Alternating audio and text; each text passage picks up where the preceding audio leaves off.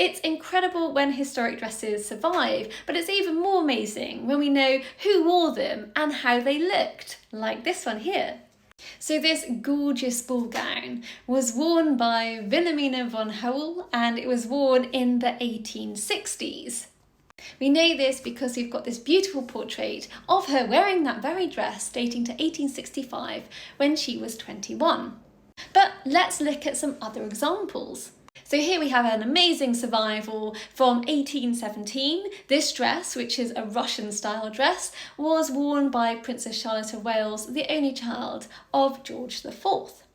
And this gorgeous dress dating to 1878 was worn by Mrs. Augustus Newland Eddy, and she loved it so much that it features twice. Here we see her wearing it in this family portrait photograph, and here she is wearing it in a gorgeous portrait.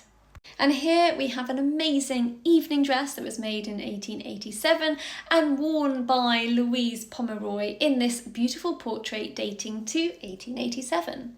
Here we have Mary of Teck's wedding dress dating to 1893. She wore this dress on her marriage to George, Duke of York, who was later George V.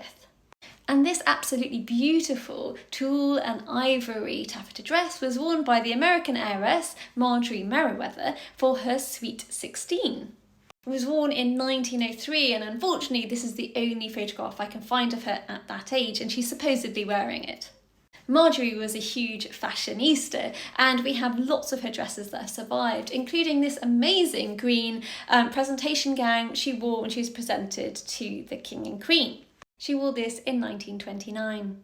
And here we have a beautiful evening gown by the House of Worth, worn by Queen Maud of Norway in about 1912-1913.